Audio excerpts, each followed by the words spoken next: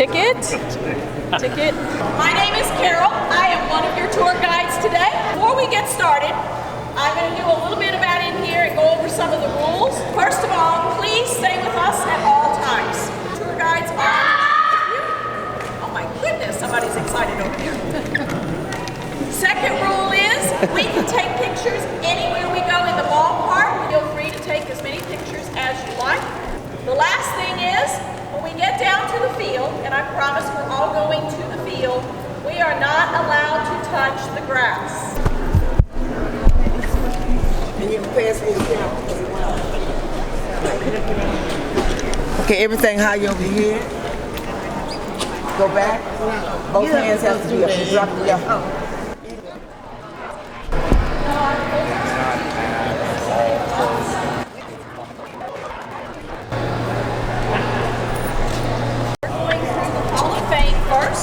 And then we're going to go down and do our lap on the field, and then we'll kind of work our way up to the top of the stadium. So here's your first really good view of the ballpark. Yes, the roof is open. Currently, Major League Baseball has 6 stadiums with retractable roofs. You think of the extremes. Houston and Miami, extremely hot and humid. You might have figured that part out already. Toronto's extremely cold. Seattle's extremely rainy. Arizona's extremely hot. Milwaukee extremely wanted their very own retractable roof stadium. The 7th retractable roof stadium is going into Arlington, Texas. They're finally figuring out it's just too hot to play ball down here in the summer. So they are going to open, we're hearing, hopefully in March of next year. Apparently they're behind schedule. So let me give you a little bit about how history happens. This stadium opened in 2000. We were budgeted for $250 million. We came in at 248.2, so we were under budget and we were on time, which for something this massive and this complex is pretty amazing. By contrast, the Rangers are spending $1 billion to build their retractable roof stadium. So in 20 years, the cost of such a place like this has quadrupled. So we're glad we built ours when we did. Yes. Pretty amazing, right? Yes. Now, the rule about the roof is, when do we close it, when do we open it? Well, we keep it open as much as possible. That is real grass down there. That's why we're so picky about it. Secondly, if we're going to close it, we have to do it 5 hours before the game starts. That allows us to cool the stadium down. So, for example, if it's going to be less than 65 degrees at game time, we will close the roof. If you're here on a day like that, bring your jacket. We do not have a heater in the ballpark. If it's going to be more than 85 degrees, or if there's the possibility of rain, we will also close the roof. So obviously today it's supposed to be about 92 degrees at game time. We will have the roof closed tonight. So about 2 o'clock this afternoon, they will start pushing all the buttons, running all the motors, and the roof will close. Okay? Weighs 18 million pounds. It runs on 140 wheels, 60 of which have motors attached. Given all that, how long do you think it takes to close the roof? 20 minutes. I heard 8, and I heard 20, and I heard 2 hours. 45 minutes. Okay, it's between the 8 and the 20. 14. Very close, 13 minutes. Okay, so 13 minutes to open or close the roof. It only costs us about $20 for the electricity to do that. However, the air conditioning bill is $1,000 an hour. So that gives you an idea of why we don't close it until we have to, but we do take 5 hours to get it cooled down for game time. So that's a little bit about the roof. You can tell it's open. It'll be closed tonight if you're coming back to the game. And it's open and facing success. Yes. All right. So the red bricks here came from Crawford Avenue, which is the street right out in front of the ballpark. This was actually all cobblestone back when the horses would pull up from the hotels and drop off passengers who were going on the train. This is our new Hall of Fame. We actually haven't inaugurated anybody yet because that's going to happen the first weekend of August. So wherever you see these little spots, the busts for all of these players and broadcasters are going to be in those spaces. The busts are being made by the same company that does the ones for the Baseball Hall of Fame. So we know they're going to be really cool. We just don't know what they're going to look like yet. The first weekend of August, I think it's Saturday, August 3rd, all the people who are able to be here will be here to get their orange jackets. We'll see a picture of them upstairs. and they will get all their busts and we'll do all the photographs and everything. So who are these people who are the first ones in? Jim Umbright was a pitcher for the Colt 45s. He never got to see us as the Astros. He was battling cancer during his 2 years as a major league pitcher. Unfortunately lost that battle. So his number 32 was the first number the Astros retired. Over here, you see Bob Aspromonte. He is one of the very first free agents that the Houston franchise ever signed. He is one of the Brooklyn Dodgers. In fact, he was the last of the Brooklyn Dodgers to play Major League Baseball, and that was here in Houston. He is notable for scoring the first run because he was the first base runner we ever had as a franchise. He got the first hit and scored the first run. Settled in Houston after he retired, became one of the big social kinds of people in town. Jose Cruz. If any of you were here in the 70s and the early 80s, whenever Jose Cruz came up to bat, there you go, the Jose Cruz call would start, and everybody in the stadium would participate. One of the fan favorites. He is still around a lot. He works with a lot of our youth, particularly our Hispanic youth, and is also the father of a couple of Major League ball players and grandfather now of a couple of Major League ball players, and all of them named Jose at this point. So, Jose. there's Jose Enrique. I mean, they go by all the different middle names. It's kind of fun. There it is. Again, somebody got it back there. Hey, back.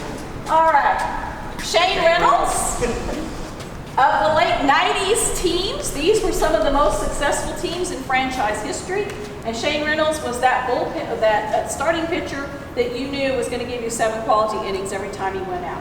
One of those people you could always depend on. Great guy in the clubhouse, stayed in Houston, did a lot of work with youth as well. So obviously deserves to be up here because he had such a great career with us. Don Wilson had a much shorter career. He is notable for being the only Astros pitcher to have 2 no-hitters as an Astro, and his first one came in Cincinnati. He watched Jim Maroney of the Reds pitch a no-hitter against the Astros one night, and it made him very angry, and Don Wilson was a pretty angry guy.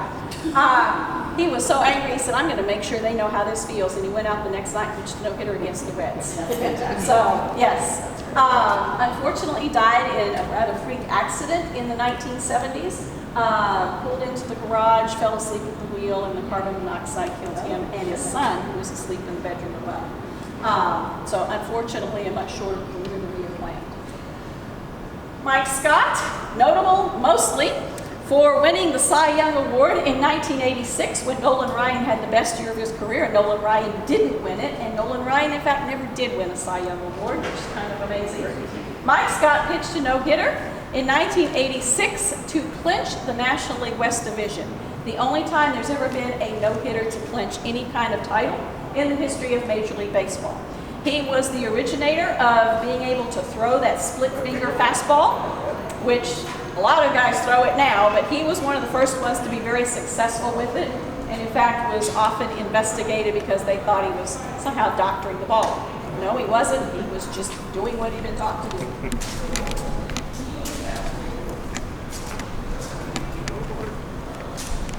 Joe Gorgan, who is more notable for being on the Cincinnati Big Red Machine, but he actually got his start here in Houston as a second baseman, was eventually traded to the Reds, won his World Series rings up there, and then went on to become a broadcaster for ESPN for many years.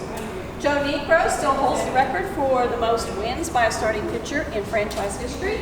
He was one of the great knuckleball pitchers.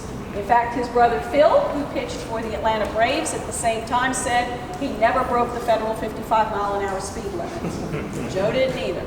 Knuckleball is extremely difficult to catch. It's even more difficult to hit, which made them both very successful pitchers.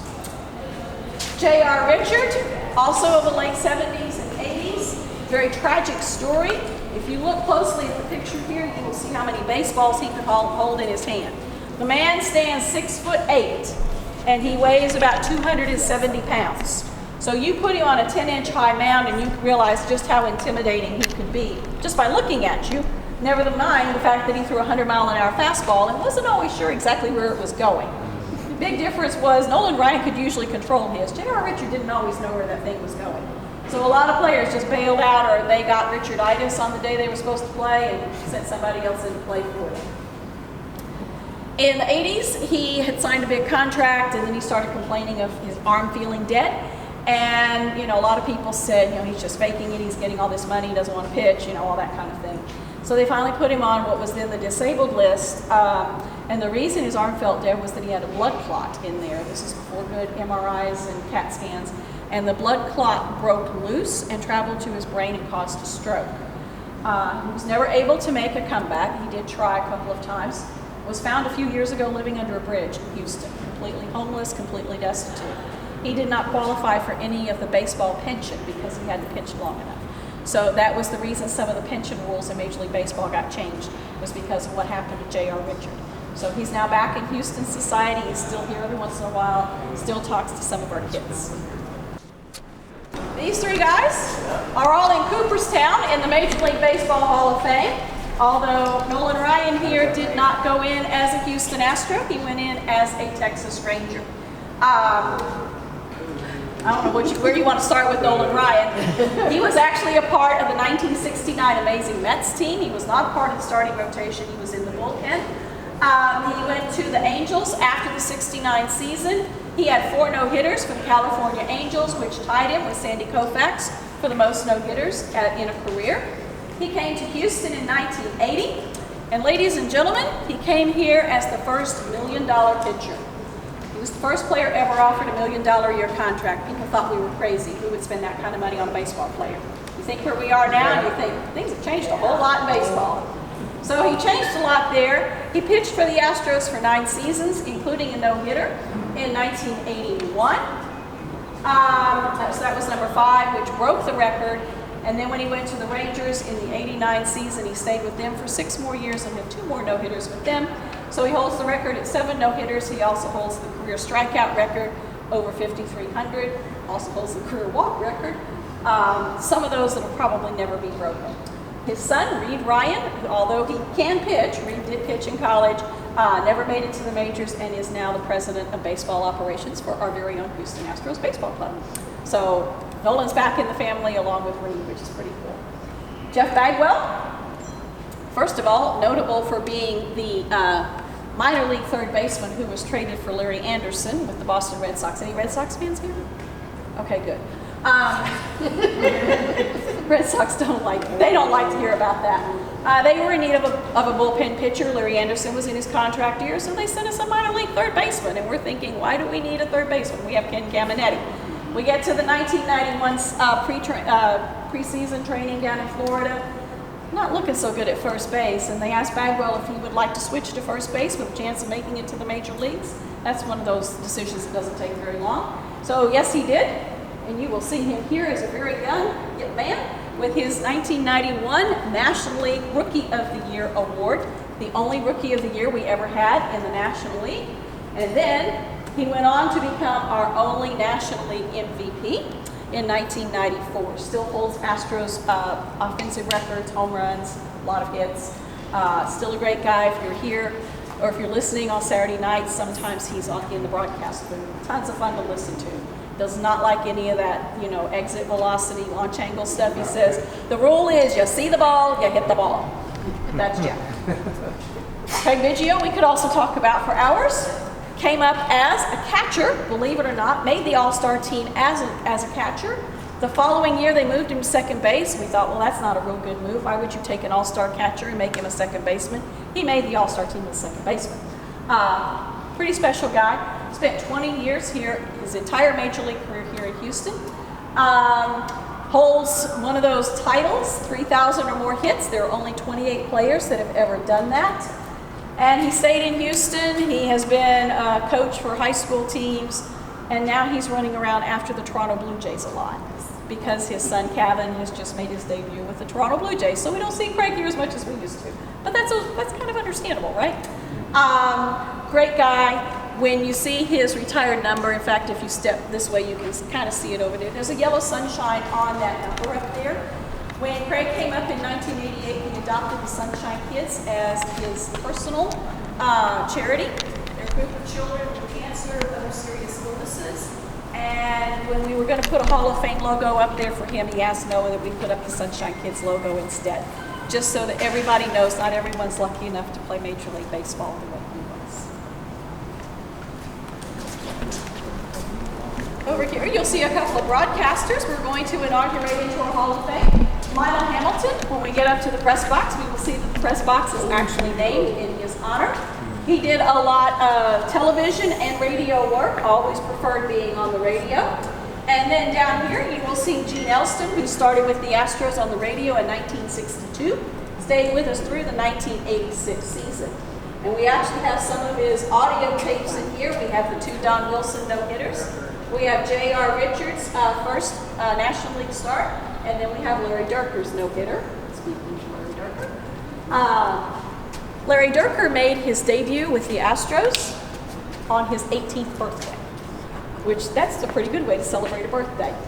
Against the Giants, and he actually struck out Willie Mays in that game. So we knew right then we had somebody pretty special here in the uniform. He stayed with the Astros until the very end of his career. I think he had 1 year with the Expos, and then he came back to the Astros as a broadcaster, great broadcaster, and moved from the broadcasting booth to becoming the team manager, which that's one of those, you really kind of ask those questions like, why would you do that? He was not looking for the job. He was 2 hours into the interview before he realized that's what they were doing, was they were interviewing him for the job. And he went home and he talked to his wife, and she said, I don't want to hear any what ifs. I don't want to hear that, what if I had taken that job and done something different? So he called the next day and accepted. He was the manager of those very successful teams in the late 90s, and the manager that moved over here with the Astros in 2000 when we opened the stadium. And then we have Jimmy Wynn, also known as the Toy Cannon. Jimmy Wynn is about my size, prodigiously hit 400-foot home runs pretty often. And if you look here in the picture, you will see that there is a seat with a cannon painted on it. Jimmy Wynn is one of 3 Astros ever to have hit a home run into the upper deck of the Astrodome. Jimmy Wynn was 1, Doug Rader was the 2nd. Actually, Doug Rader was first. Jimmy Wynn's was about 10 days later, and then Darrell Ward did it a few years later. So Jimmy Wynn actually ended his career with the Dodgers, and when we look in the press box, we'll see a picture of Anita Martini, and he figures into her career very prominently. So we still see Jimmy Wynn around here. He's had a couple of strokes, so he doesn't get around too well, but he loves to come in, he loves to talk baseball with the kids. And trust me, if you ever run into him and you know who he is, and you start talking baseball, you're going to be there for a while. He loves to talk baseball with you. The home run pump right here, this is an old-fashioned gasoline pump that has been reconfigured electronically to keep track of all of the Astros home runs that have been hit here at Minute Maid Park since it opened in 2000. We added one yesterday, so we're at 1,870. That's what we got tonight. And winning calls. This is our 3rd year to have a street mural. This one was done by Donkey Boy. You can see where he signed it down there along with his assistants. So every year this is a little bit different. Now if you're going to take a picture, you need somebody to come over here and hold up the trophy with the ray, okay?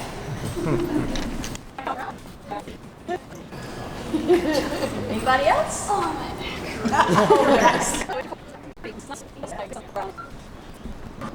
all right. Coming up in just a few weeks, we will be celebrating the 50th anniversary of Neil Armstrong and Buzz Aldrin being the first men on the moon.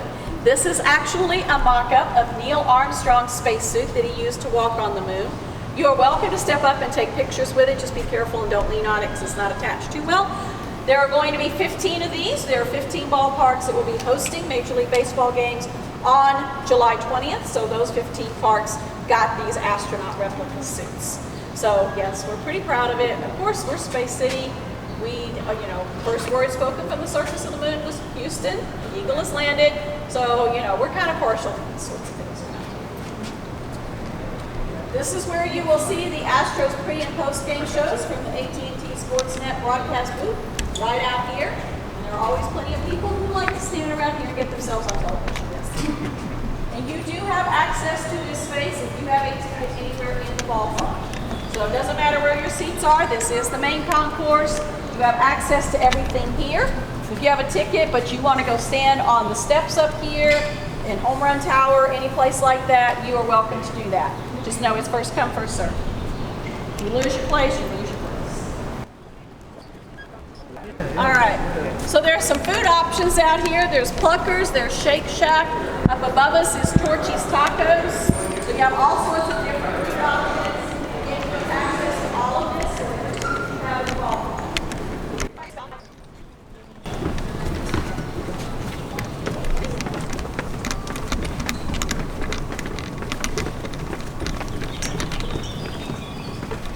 The Astros Bullpen. There's a great view of the stadium if you want tickets there, and then we're coming into the Lexus Field.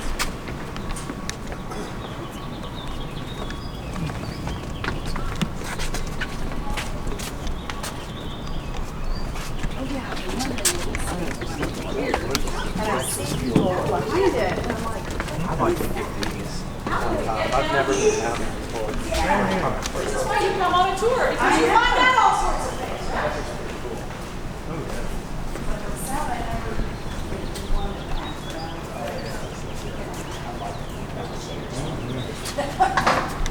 I remember I was wondering what's going to happen.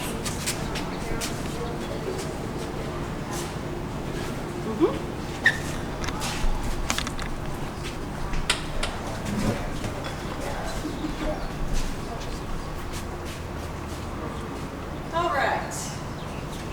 So when Minute Maid Park opened in 2000, center field stretched all the way to the back wall back there. It was 436 feet from home plate to dead center field. It was the longest center field in Major League Baseball. Now, from about where this cage starts to the back there was a hill. It was called Taos Hill. When we built the ballpark, when we started the design, we were looking for features of old-fashioned ballparks to incorporate. And our former president of baseball operations, Tal Smith, had grown up in Cincinnati. And old Cincinnati's Crosley Field had a hill in their center field.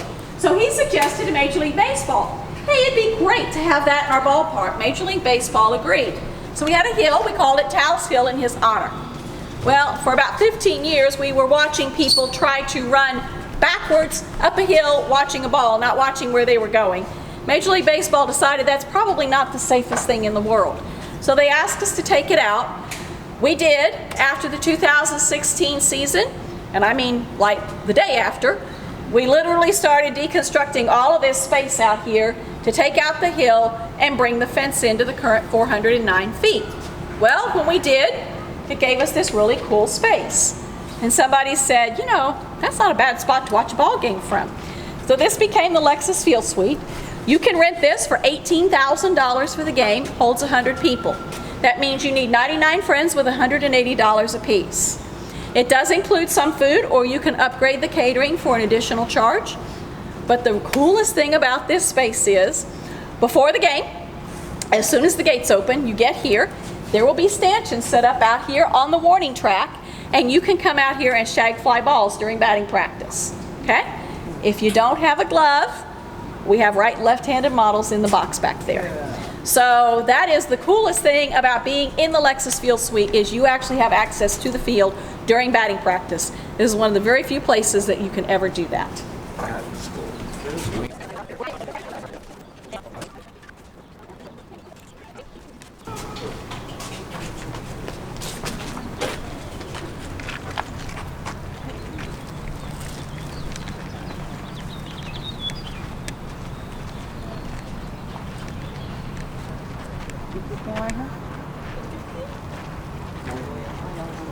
Are you under adjustment?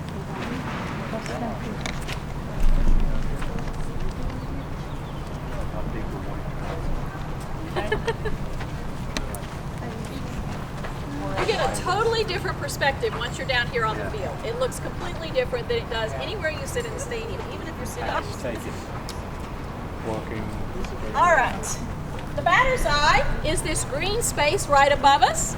This is a Major League Baseball rule. This is straight out from home plate. It must be a solid dark color, and there cannot be any fan access behind there. The reason for that is, in the old stadiums, gentlemen usually went to games, usually dressed in dark suits and ties, and they would stand back there. So when their team was up to bat, they would have dark suit jackets. It'd be a nice dark background for their batters to see the ball. Mysteriously, when the other team came up to bat, they all got hot. They took their jackets off, and it would be solid white shirts. So the other team couldn't see the ball as well. So Major League Baseball made it a rule that must be a solid dark color. There cannot be any fan access. That's why in some of the multi-purpose stadiums, you will see a tarp over seats in that area. When we rebuilt this, we put in this beautiful ivy wall, and no, it is not real ivy. It is plastic. I hate to say that, but it is. All right. When I get their pictures, I'm going to come and see. You can see the ribbon board is running, and they've got. You want me to take all of you? Fans. So yes, we have fans who sit behind here. Yes, we do have a few pitchers who really like to talk to the fans, so there is interaction there among some of them.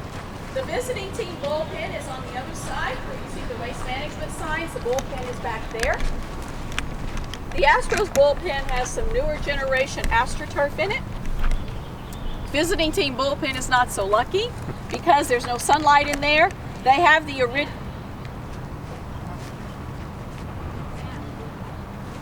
They have the original AstroTurf from the Astrodome in the other bullpen. When the dome opened in 1965, it had a beautiful clear roof and we grew some gorgeous grass. Unfortunately, the glare from the roof was so bad they couldn't see the ball, which was a problem.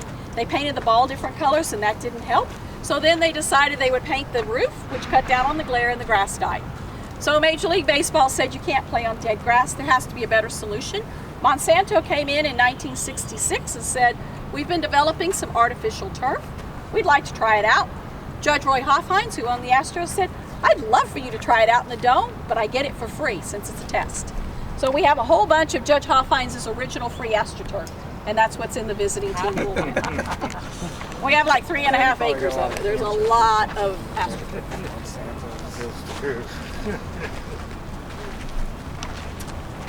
The scoreboard right above us. This is all HD LED like your TV at home. It is a little bit bigger, as you can tell when we're standing down here. It's about 124 feet across, a little more than 50 feet high.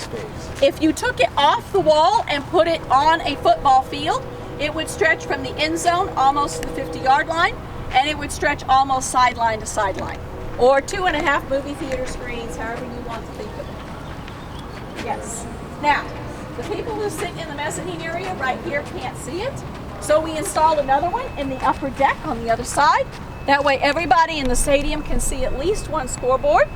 The big one's called El Grande, and the little one's El Nino. And yes, I know it says Mariners and it still has the Pirates lineup, so I guess they're working on that. The Pirates out here is killing us. Just that out. It was not the most pleasant of series, I don't think. All right, you are welcome to check out the wall. It is padded, but that is solid concrete behind it. Oh my God.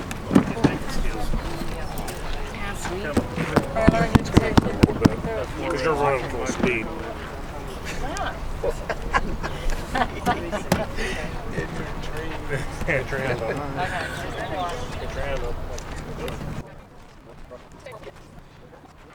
Our foul poles are sponsored by Chick-fil-A. We were the first stadium to have sponsored foul poles. And the reason that's important to you is if an Astros player hits a home run off either of the foul poles, you save your game ticket and you take it to Chick-fil-A the next day for a free chicken sandwich.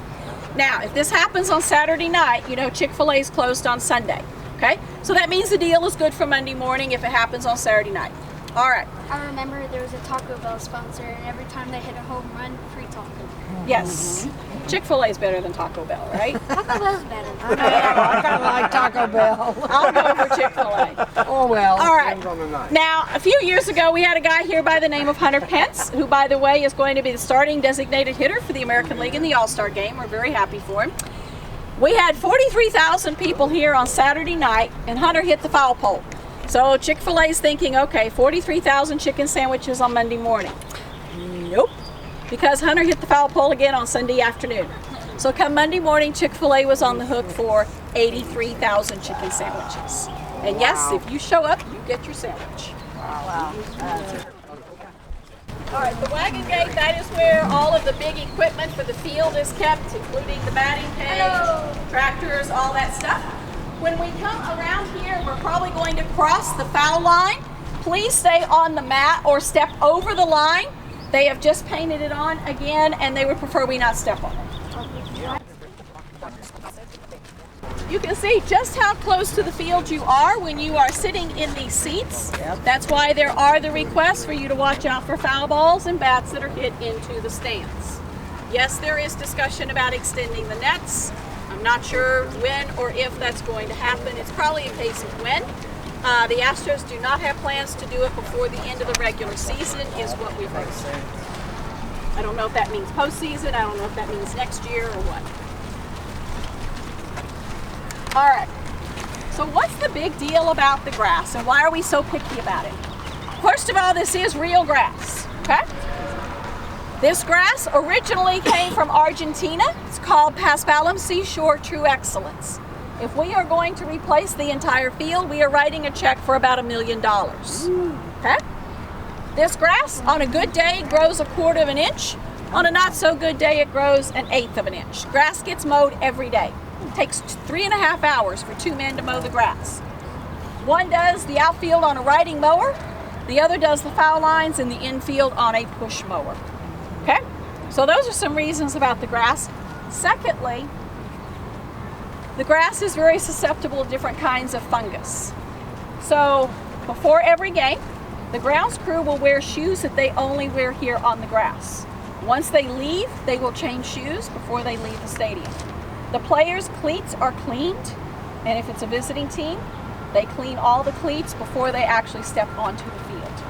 So we don't want any fungal diseases in our grass, so we are very, very picky about it, and that's another reason why we ask that we not mess with it, because we haven't gotten ourselves cleaned up yet. All right. The warning track is very gravelly. You will notice there are some wet spots here, but it stays up on the top layer of the gravel. It does not sink in. We don't want mud out here. The base paths are vitrified clay that's been fired to a very high temperature and ground to a powder. Because it's very dusty, we don't want all that dust in our faces, so it gets watered a couple of times a day. You can see they just did it. They will do it again before the game tonight. That's how fast it dries out. Ooh. All right, we are coming into the Astros dugout. You are welcome to sit anywhere in the dugout. Watch the step coming in because the carpet's messed up. I'm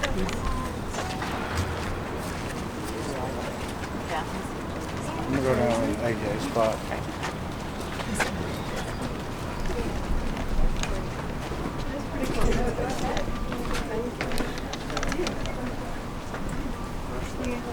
Actually kind of nice under the shade. Yeah.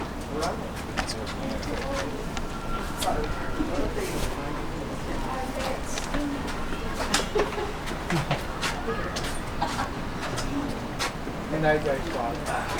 There you go. That's his little shelf. He does all of his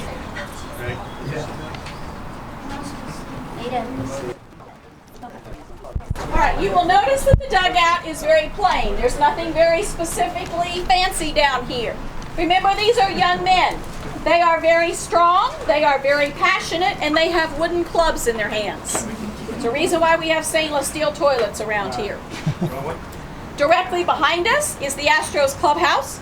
It's about 3,000 square feet. They actually have their own training room in there for medical attention. They have batting cages and a pitching cage. They have a weight room. They have a huge lounge area, showers, everything they could possibly need. So the Astros Clubhouse is right behind us. They access it through the stairs over there. On the other side, you will see the visiting team clubhouse, or the visiting team dugout, which is identical to the Astros, except it says Minute Maid Park over there in case they forget where they are. Their clubhouse is about 2,700 square feet. It's not quite as nice as the Astros, but it's still pretty nice. You don't want to make them too mad because you never know who's going to be playing for you next, so you don't want to make people too upset. Okay, once we come out of the dugout, we're going to move around through the Diamond Club, so we'll be leaving the field. So if you're going to want any more pictures down here on the field level, let's go ahead and take those.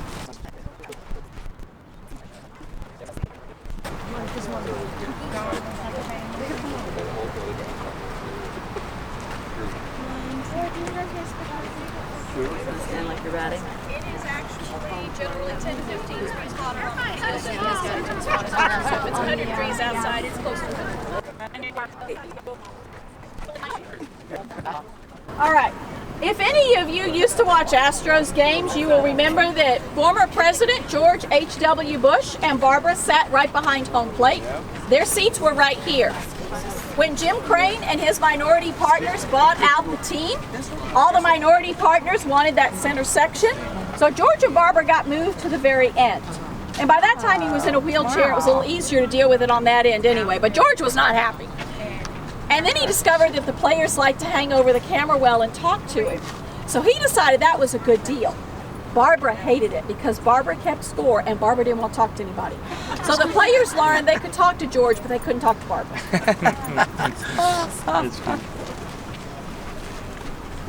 All right, last call for field pictures.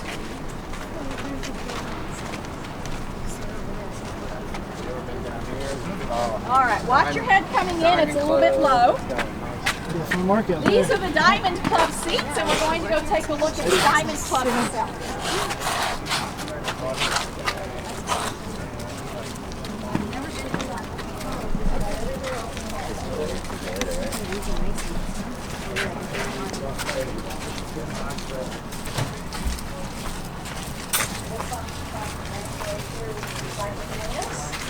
But everybody's going to enjoy the AC, so I know you want to stop.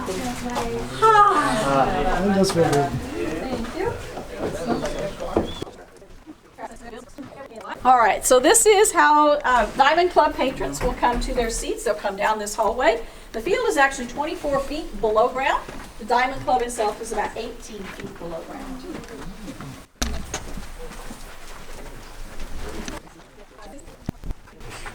People don't want you to know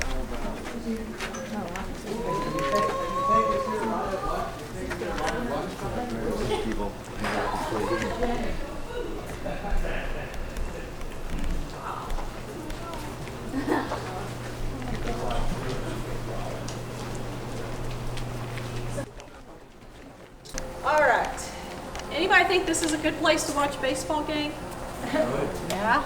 Okay, so how do you get to come to this place? Well, this is called the Diamond Club because the inside part of a baseball field is shaped like a diamond, and also because diamonds are very expensive. You got it.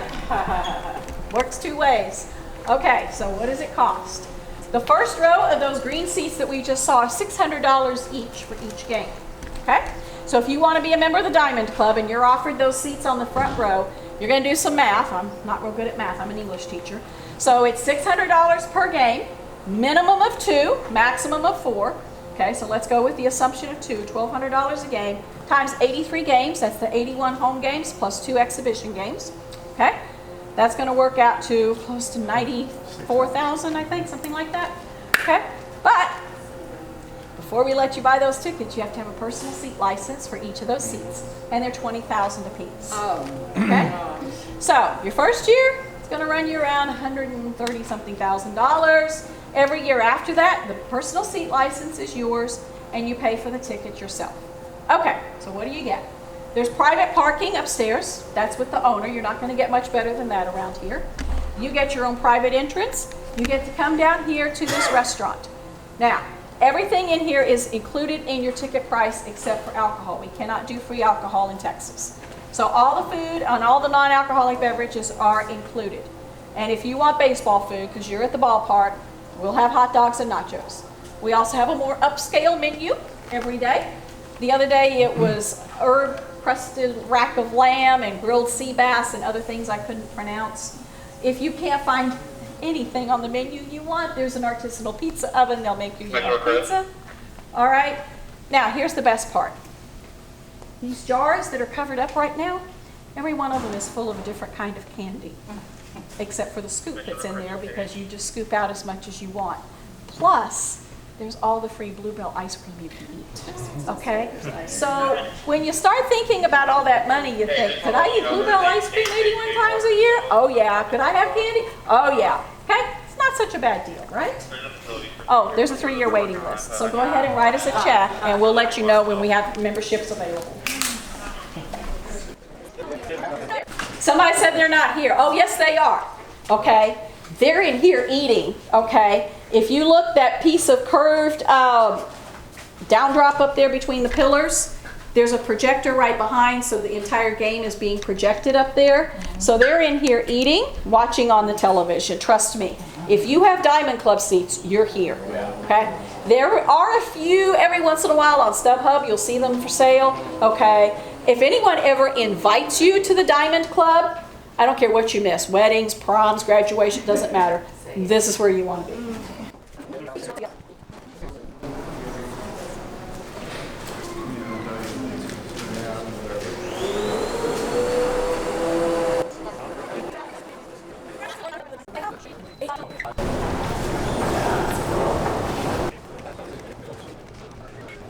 Now, if you cannot afford, that whole Diamond Club thing, the Insperity Club is another option, not quite as expensive.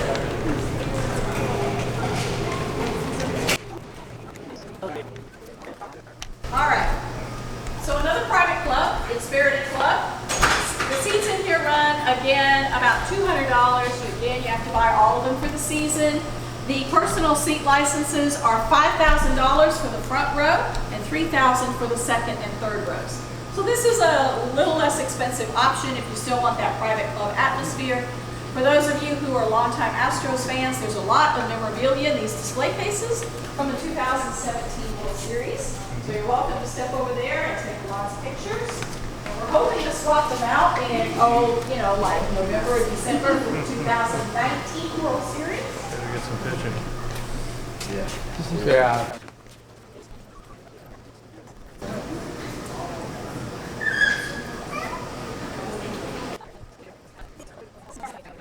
I've been a fan since the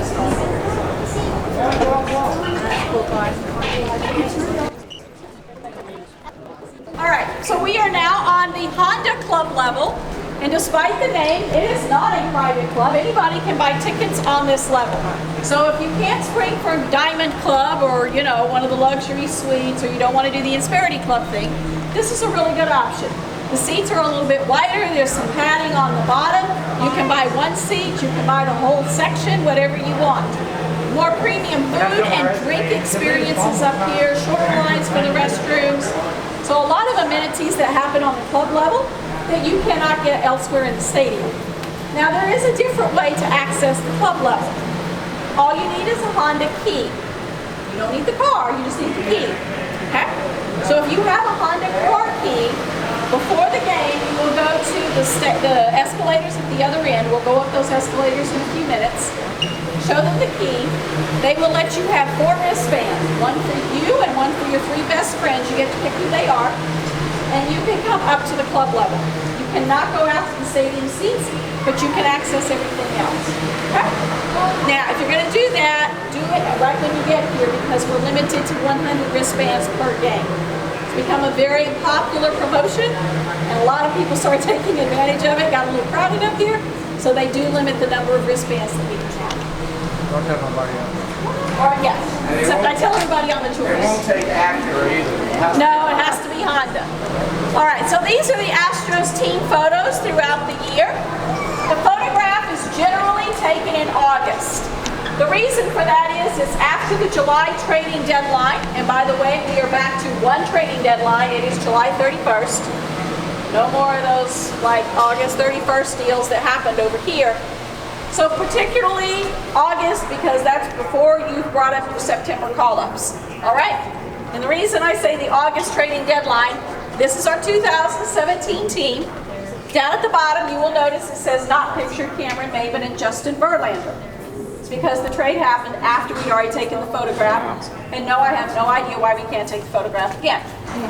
Anyway, you will also notice that there's a little bit of a gold tinge to the dirt in that photograph that isn't in any of the others. Just saying it might have something to do with a little trophy. Could be.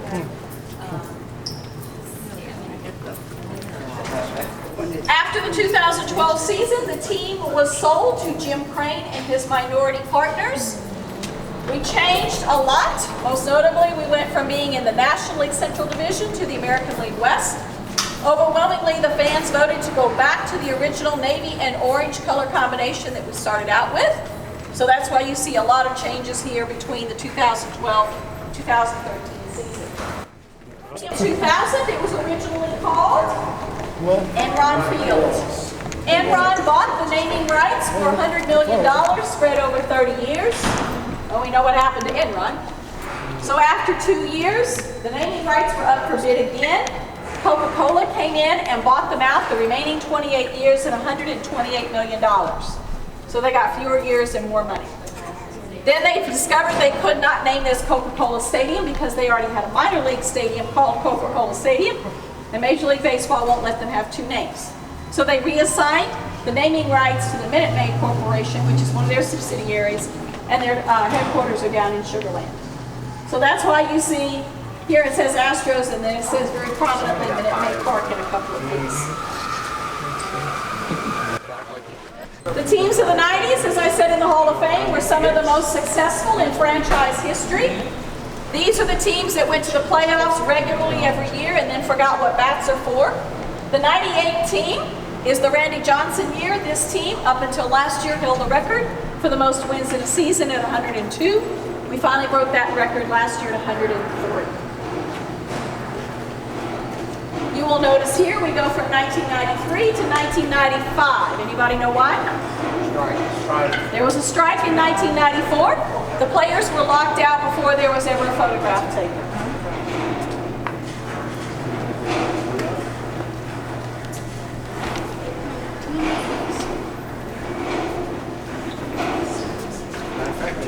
The 1986 team is notable. The gentleman right here on the second row in the glasses, that is Yogi Berra. All of those years with the Yankees as a player, coach, manager, and then he had a falling out with George Steinbrenner. So Yogi was good friends with John McMullen, who owned the Astros at the time. Dr. McMullen convinced him to come down and be a bench coach for the Astros, and that worked out pretty well, went to the playoffs that year. So yes, we have Yogi Berra in Astros pinstripes. I know that looks very odd. 1979 was the first year we could get a really good color print. These were some very bright uniforms. The colors were actually chosen as part of the space theme. Those are the colors that you see in the afterburners of a rocket as it goes into liftoff. So that's why those particular colors were chosen. They showed up really well on what was then brand new color television back in the late 70s. Big deal, right? So we wanted something bright. All right. Now it's a black and white. The 78 team is the only team that was brave enough to go outside in August and do the photograph outside. So this is the only one that has the exterior of the Astrodome in it. All the rest of them wimped out and did it indoors in the air conditioning. Down.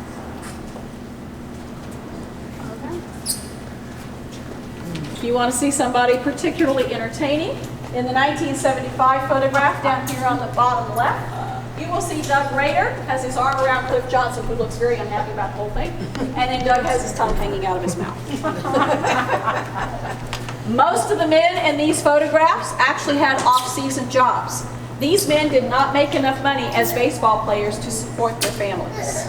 I know that's hard to believe in this day and age, but baseball didn't pay a living wage back in those days.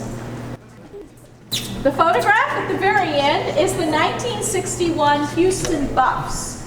Houston was founded in 1836. By the 1880s, we were supporting semi-professional ball in Houston. That's how fast this city grew. So for most of our existence, we had a minor league team. At first, they were called the Babies. Not sure why that's a good name. Changed it to the Buffaloes, not a whole lot better. Shortened that to the Buffs. For most of their existence, they were a AA franchise for the St. Louis Cardinals, briefly for the Chicago Cubs. And yes, we have photographs of Joe Medwick and Dizzy Dean in Buffs uniforms before they became part of the Gas House Gang in St. Louis. Well, in the 50s, Houston decided, we're a big city. We deserve a Major League Baseball team. Major League Baseball said, no, not playing baseball down there, it's too hot. So we said, well, we'd like to try playing baseball inside. And they said, don't be ridiculous, nobody's ever done that. You should never tell Texans something like that. That's right. Well, Yeah, there's always the first. Yep, and we're going to do it. So we were, coming up with the plans to build this indoor stadium. And originally, the voters in Houston turned it down because they said nobody's ever built anything like this. It's too expensive. This just isn't going to work.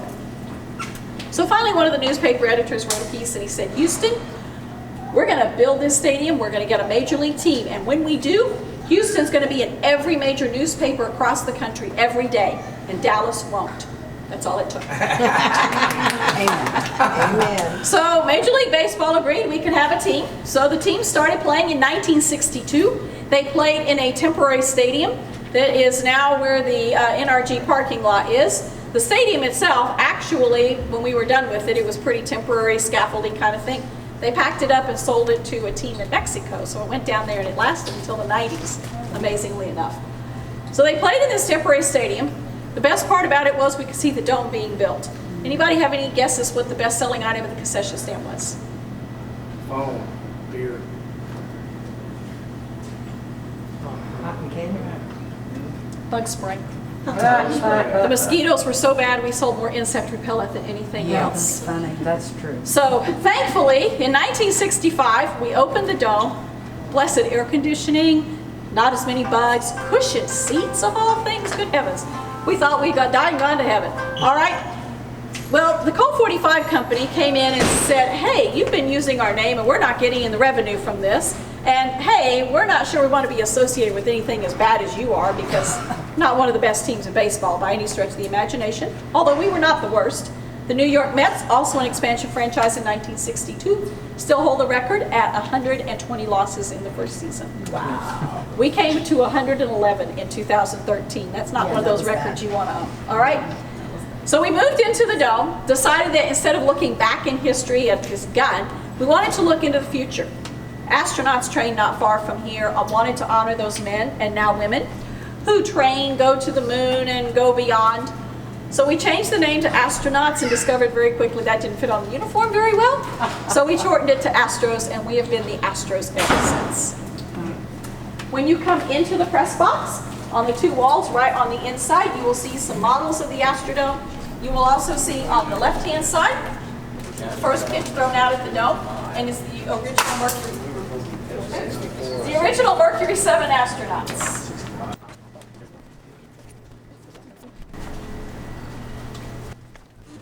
So we are in the Milo Hamilton press box. Over here, you will see these are all the Hall of Fame people we saw down in the Hall of Fame, and you can see a picture of the orange jacket that they will get when they are inducted in August.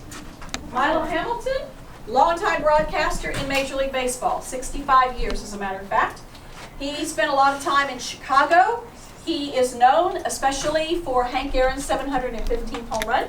If you've ever seen that video from the Braves game that day, that is Milo Hamilton's voice that made the call for the record-breaking home run.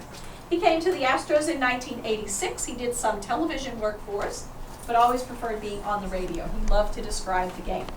Now, imagine that he's describing the game on the radio, which is a totally different way of talking about baseball than television is.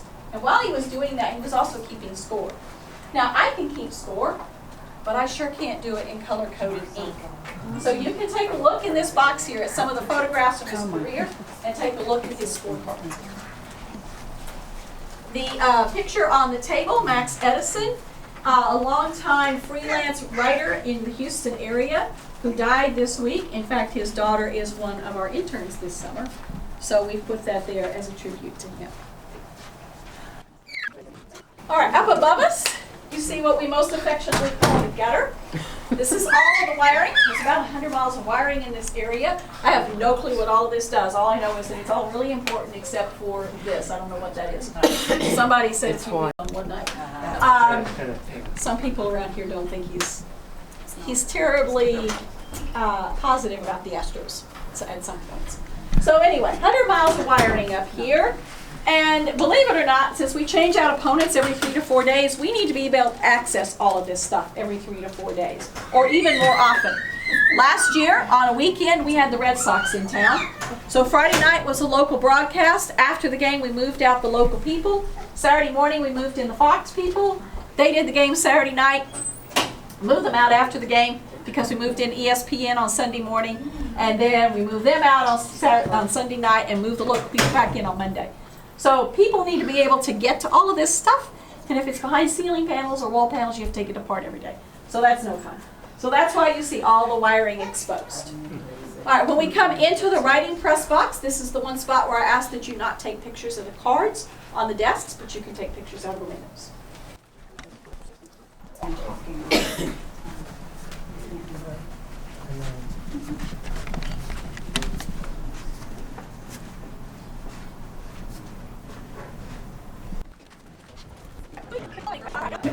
So we are in the writing press box. There are some rules that apply to this room that don't apply anywhere else in the ballpark. This is a very professional environment.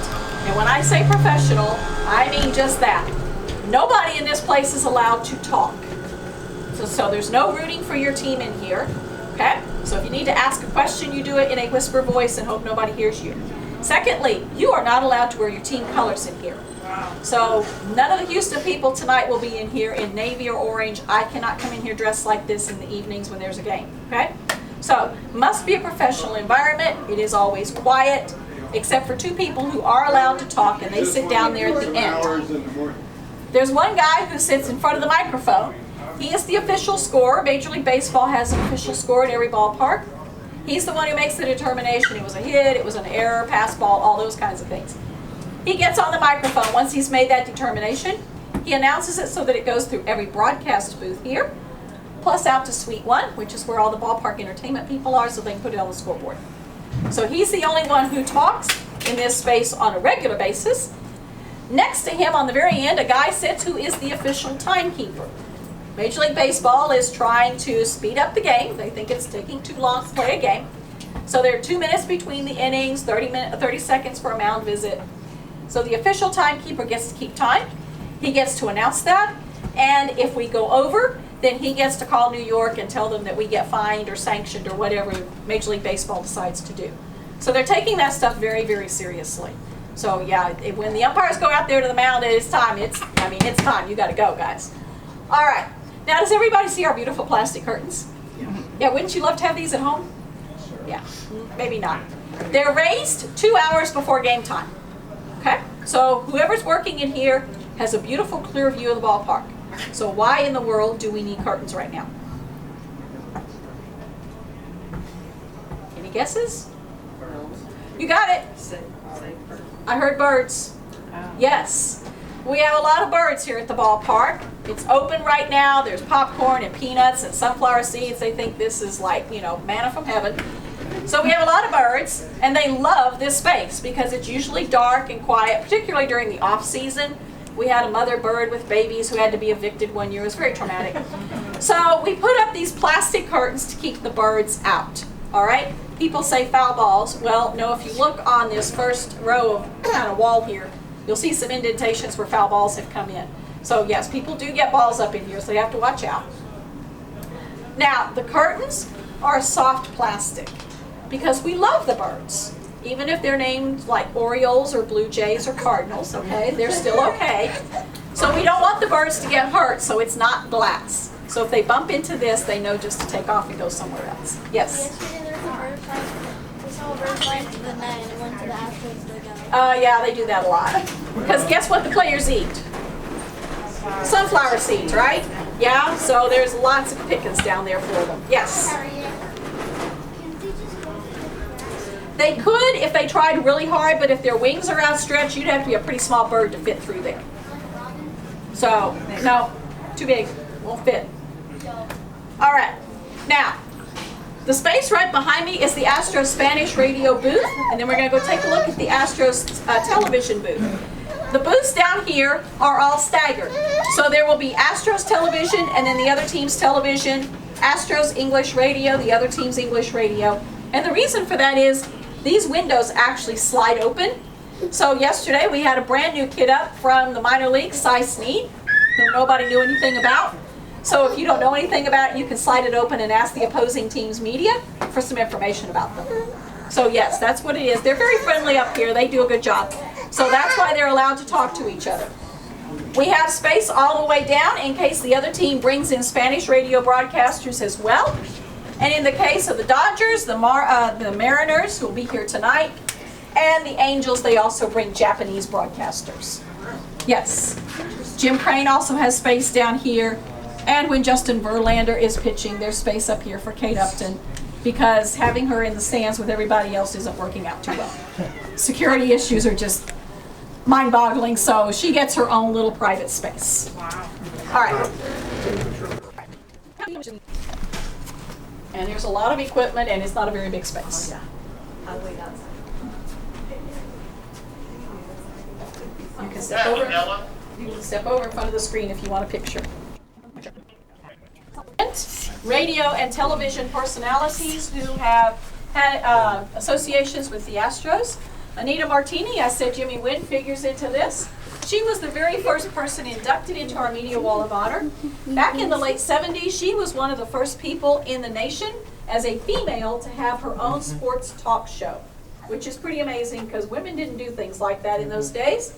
And so she wanted to go into the locker rooms and interview players, was not allowed to because she was a woman. So she filed discrimination lawsuits against the NFL and MLB, and she won. So they had to let her in. And the first person she ever interviewed was Jimmy Wynn at Dodger Stadium. So she was the first one up here. She's kind of the, you know, the matriarch of all those women on Fox Sports and ESPN. It all starts right here with Anita Martini. And then down here, Mickey Herskowitz, back in the 60s. Now you young people, I know this is hard for you to believe, but there was a time when there was no such thing as a handheld calculator. So Mickey Herskowitz came to the game, bless you, came to the game every night with paper and pencils, a teenager, buy a cheap ticket, and he sat in the seats and he recalculated all the batting averages and the run average. Yes. So he did all this math every night. Finally, one of the radio announcers just, you know, son, what are you doing with all this stuff every night? He said, well, I recalculate all the stats throughout the game. So they paid him to come sit in the radio booth. He was the first person to be able to do this. We were the first team to have updated stats throughout the game because Mickey Herskowitz sat and did math all night long. So he decided this was kind of a fun place to work. So he got a degree in journalism from the University of Houston, was a newspaper writer for many years for the Houston Post, and we had 2 newspapers, and then moved to the Chronicle. He was also the ghostwriter for Nolan Ryan's autobiography, Throwing Heat. And he said he never had to get up and go to work because he loved what he did so much. So those of you who are young enough, you know, figure out what your passion is. Figure out how to make a living at it, and you won't go to work any other day either.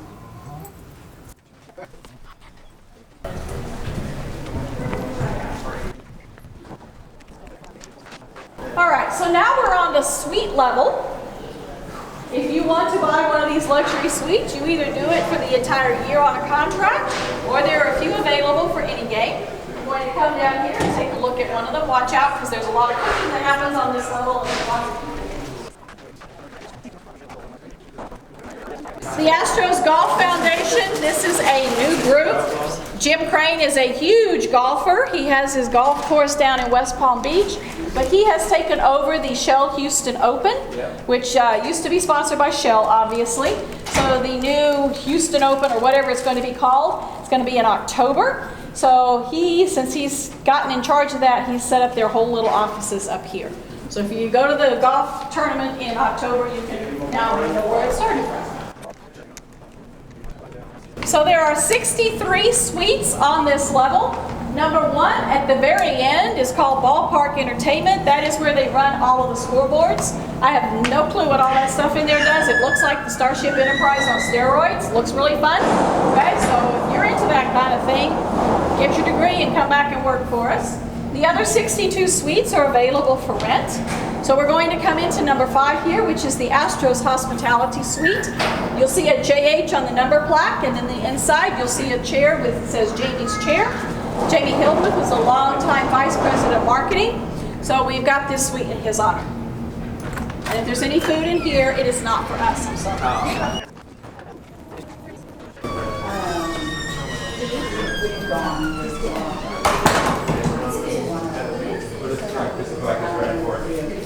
All right, so how much does it cost?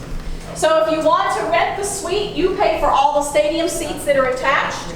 They run generally about $200. We do have a dynamic pricing structure. So that means if it is the middle of the week, any Marlins fans?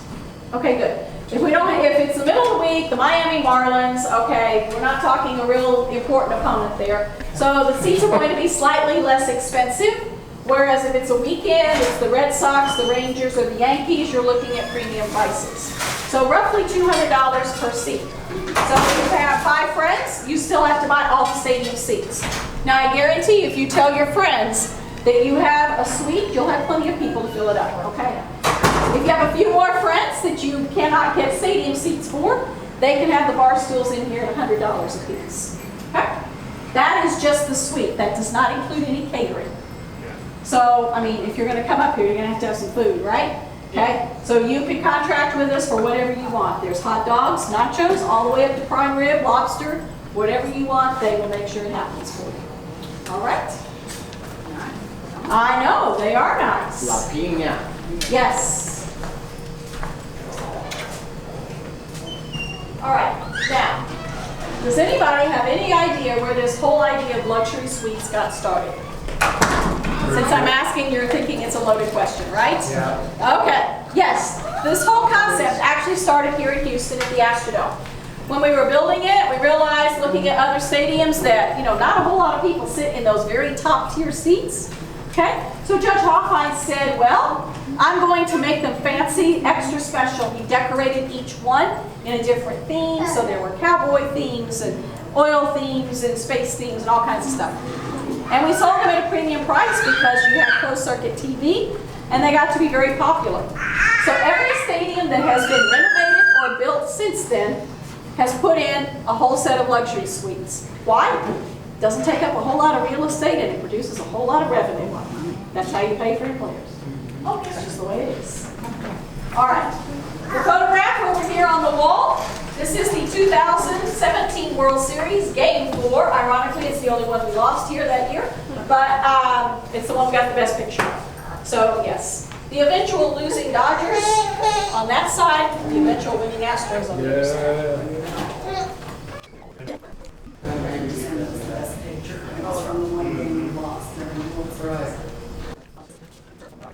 We started deconstruction of the field right after the last game of the 2016 season, meaning we had no access to the field for the entire off season.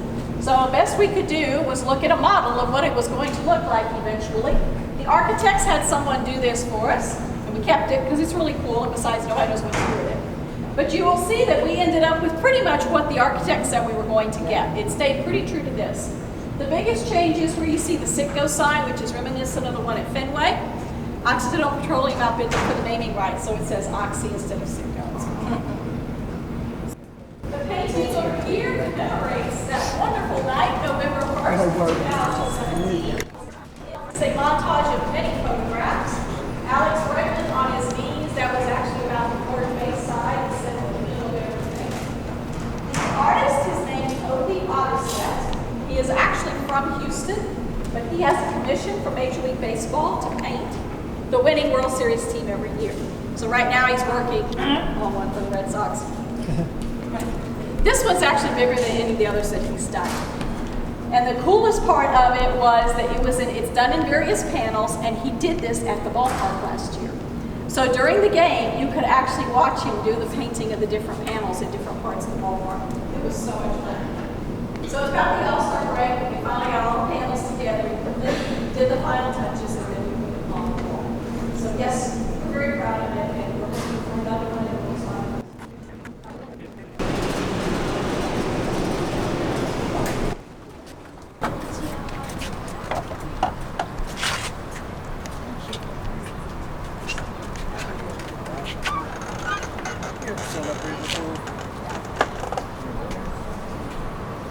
Yeah, don't stand.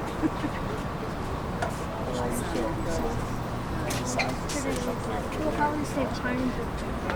Yeah. All right, so now we're in the upper deck, and as you can see, the terrace deck right below us, and then the upper level of the view deck seats, even though they're high, you still have a really good view of the stadium. You'll also notice all of the seats are angled towards home plate. That allows everybody in the stadium to be able to watch the game, because that's what we do here. We do baseball. This is the only thing we really use the stadium for. We do have concerts every once in a while, but mostly this is built to be a baseball stadium. All right, the roof is still open, and it will probably be for another 45 minutes to an hour or so. It's actually in 3 sections, 2 of which you can see at the moment. Barbara, can you answer? They got it. All right. The three sections, the one in the middle is about 240 feet across. The two end sections are about 120. There's about a foot of overlap between them. So it's very well engineered. There is also an entire wall of glass panels that slides out with the roof. So when we get ready to start it up, all those different things start to move. There are actually engineers on the railroad track there and on the track behind the light stand on that side to make sure everything stays in sync. If it ever gets off track, we're in trouble. All of those windows have been tested for hurricane stability. So before we ever opened the stadium in 2000, we had people standing on the field shooting cannons that had 2x4s and rocks, and the windows stayed intact. So if we have a hurricane coming, there are special bolts for the roof.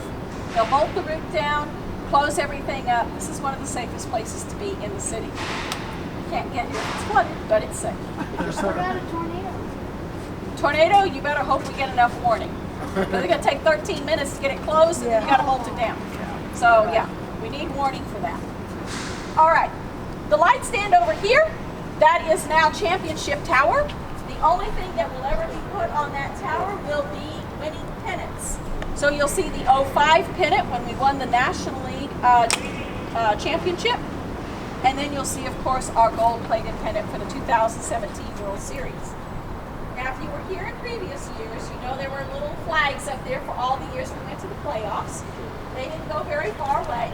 You look around the deck up here, you'll see 80, 81, 86, 97, all the way around. And the 2018, I think, is right below us. So they didn't go very far. They're here, they're just not on Championship Tower. The train over there, since this was such an important rail center, our former owner, Drayton McLean, thought we should have a train. The train did not come out of the stadium budget. It actually cost Drayton about $1.5 million. Those red wheels are a little bit taller than Jose Altuve. They're almost 6 feet high. Yes. Well, you know, he and Tony Kemp at 5'6". Yeah, they're just little dynamos playing really well. So the train runs on 900 feet of track. It does not go around the stadium. That would have been cool, but that wasn't in Drayton's budget. So it just runs back and forth. And it goes potentially 3 times every game. Who knows when? Home runs. Astros home runs. Yep, that's one time. Fireworks. If we win and it has fireworks coming out of it, which is really cool. Right? Anybody know the 3rd time? And this happens every single game.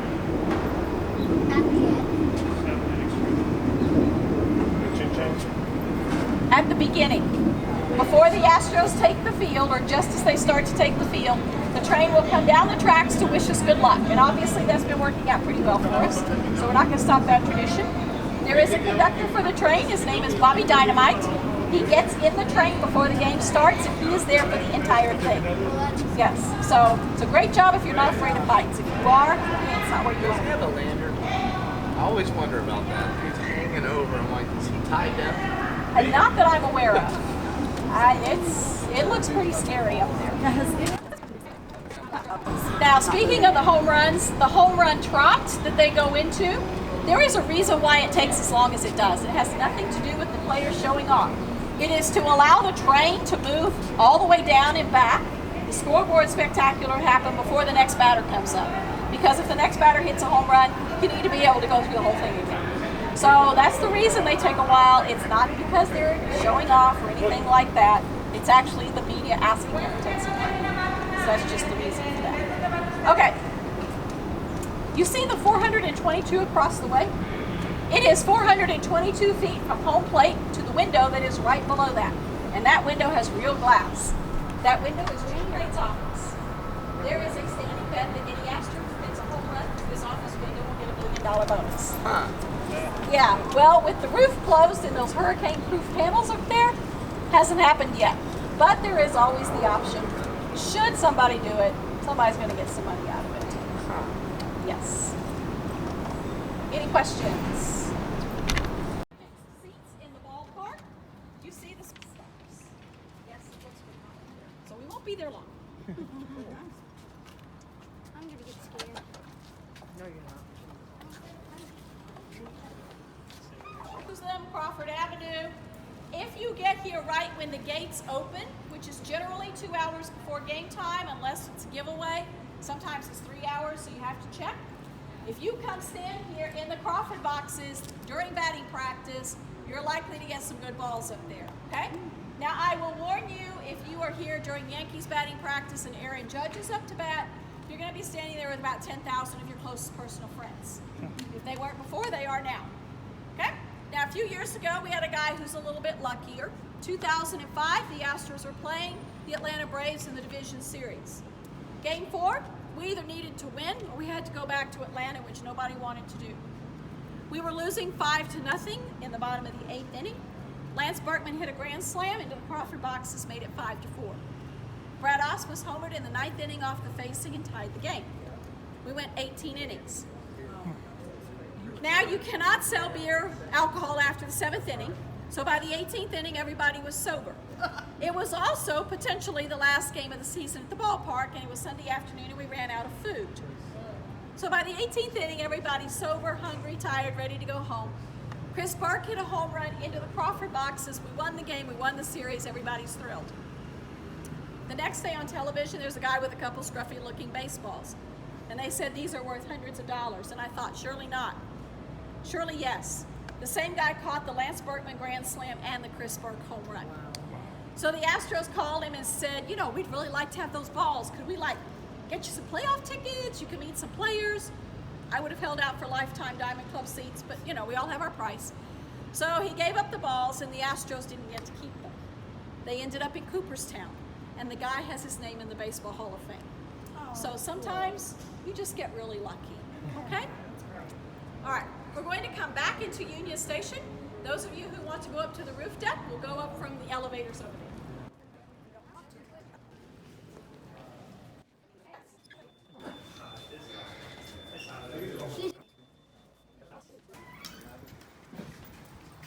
Finally. Hey, Hey, you're welcome. it was the better tour. Better tour takes longer. Yeah. Yeah.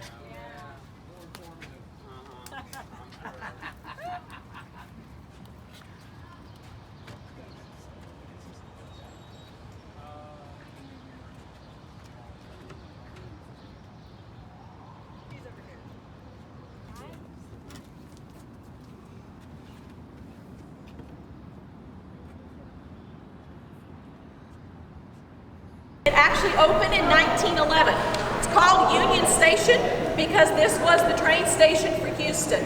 Upwards of 40 to 50,000 passengers per week came through here.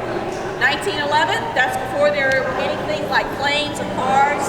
So most people are traveling by horse and buggy or train. Train goes a lot faster. There were 13 railroad tracks out here along what is now the third baseline. Our ballpark actually is sitting where the train tracks were.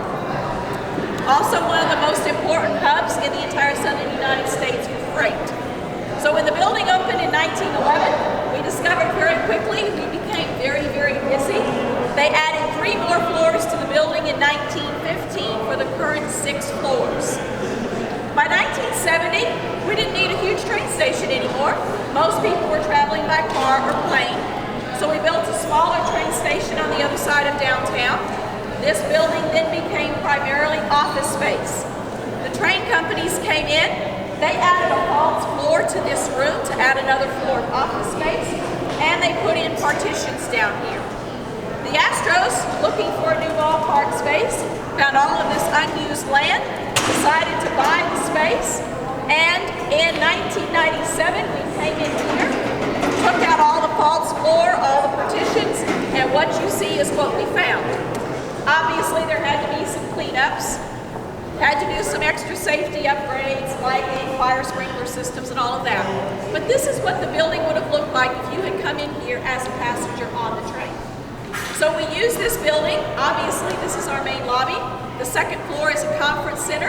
The third and fourth floors for our sales and marketing department. The fifth floor is the Astros executive offices. The sixth floor, which you're going to see at the end of the tour, is a party deck with access to the roof. So this is a hugely important space now. We use this room not just for the Astros, but we have weddings and proms and corporate events, all kinds of things happen in here. So if you're a Houston taxpayer, you know that it doesn't just sit here. We actually do get to use this space for a lot of different things. All right? Any questions? It's nice and cool in here. It's not out there, so be warned. All right? We're going to come through security, and we'll break into our 2 groups when we get out.